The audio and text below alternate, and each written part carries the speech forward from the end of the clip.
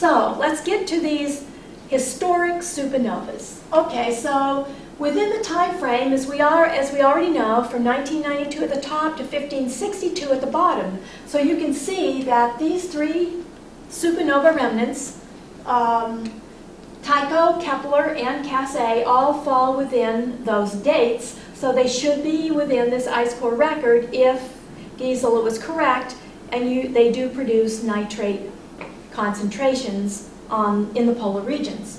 So the students can list the name and the date, and now they're going to determine which sample or which anomaly on that ice core strip they think could be those three historical supernovas. Well, these two are easy. We know that in 1572, Tycho Brahe looked up and saw a, quote, new star in the sky, and he started to study and observe this phenomena, and that actually was a type 1a supernova event, supernova remnant that he saw in 1572.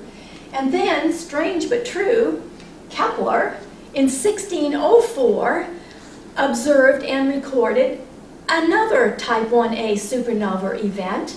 So we know he saw that in 1604, so we know that there are two supernovas that occurred 32 years apart, and they should be in that ice core record if they actually do ionize the atmosphere and produce nitrate deposition in the polar regions.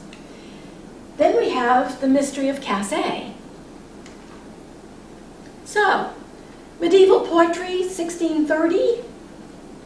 It's sure some of those readings certainly sound to me like something serious happened. Was it Cassia? Was it something else? John Flamsteed, maybe he did see it in 1680. The ice core data, 1667, 1700, some other date. There are anomalies in there that your students can correlate with Cassia, and there is one that Gisela thinks is, but I don't even give that number anywhere in these materials because we do not know. Now, if you look at the mathematical extrapolation, it gets interesting. They used three different types of objects within this remnant. 1,825 outer ejector knots. They used 72 bright subcompact knots, and 26 knots of the least decelerated ejecta, because all of these parts of the remnant are all expanding at a different rate. And as you can see, we have the dates of 1662, 1672, and 1681. However, they're all plus or minus. After all, there's a lot of estimating going on here. Plus or minus 27 years, plus or minus 18 years, plus or minus 19 years, which all falls between 1635, which is very close now to 1630 and 1633 from the medieval poetry, right through 1700, which includes John Flamsteed's, which includes the ice core. Every single one of these dates falls within the mathematical extrapolation, but which one is Cassia? I do not know. The students are not told. The final process for the students to do is to look at all of the evidence, the mathematical evidence, the ice core evidence, the poetry evidence, the John Flamsteed evidence, and see if they can determine which one of those dates most probably might be the Cassia remnant. What do they think? What do they believe in?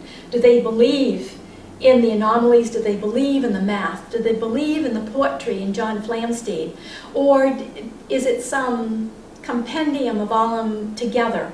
But they have to decide what date they think it happened, why they think it happened on that date, and talk about all of the evidence and what they think about that evidence.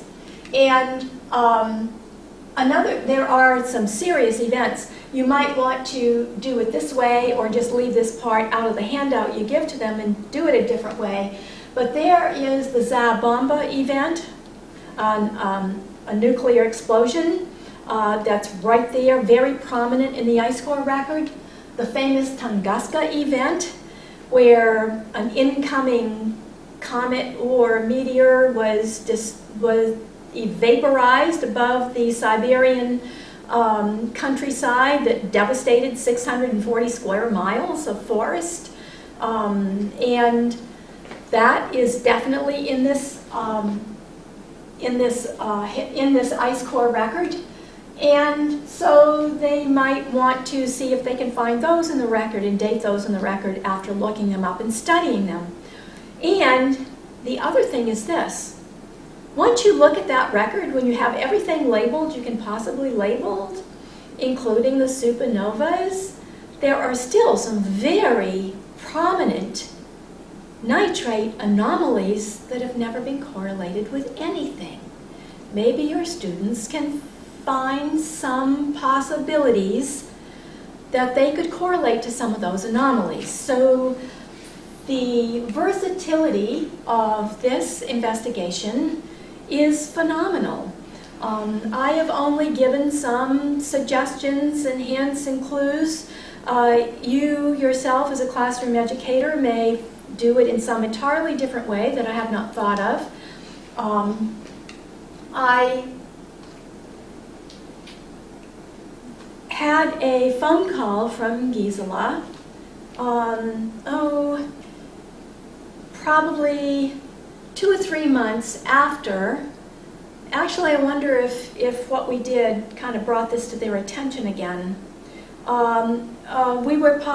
Gisela came to an American Astronomical Society meeting in Boston, and we had a NASA press release. And we had Martin Lund's assistant there from the UK talking about the medieval poetry aspect. We had scientists there, and we had Gisela there talking about her ice core.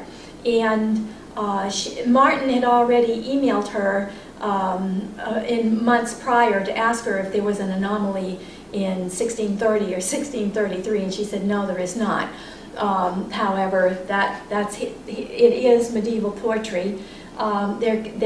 There is license with the exact date for sure, but we had a press release talking about all the different aspects of Cas A.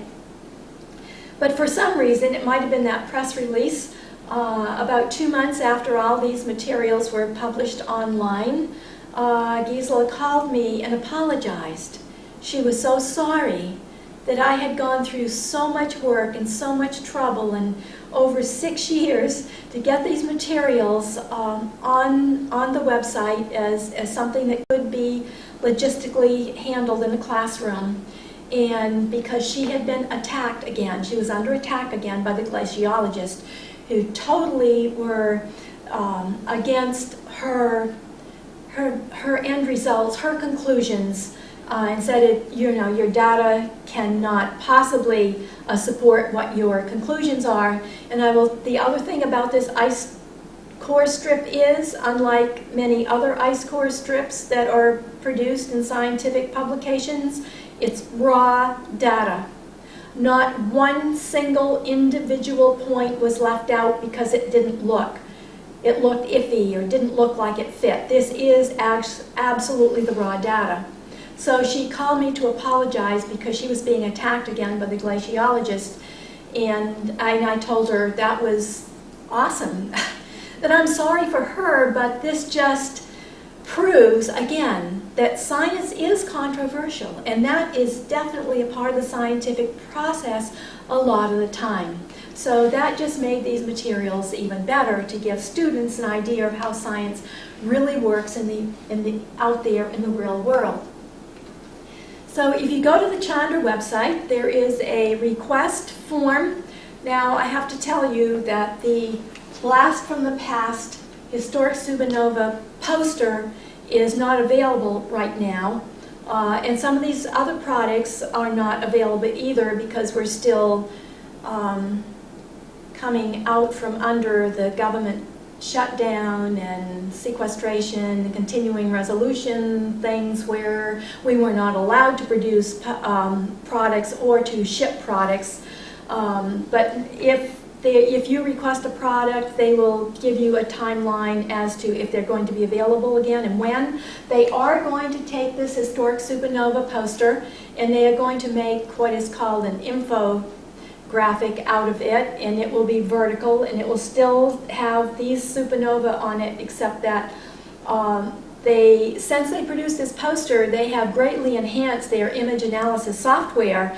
And so some of these remnants that they put through this process are much more highly resolved and show features and structures that are not seen in these here. So it will be a beautiful infographic, which is simply a vertical poster with words on it. So you will be able to request that once those are produced. If you have any other questions about this investigation, about the materials or the resources, or if you want to tell me some way that you used it in the classroom that worked really well, that I could add to the teacher guide, please feel free to let me know. We will have this keyed to the next generation science standards within the next couple of months, and we will also hopefully have this webinar posted, and maybe I'll see you at one of the NSTA conferences where I present this set of materials on the ice.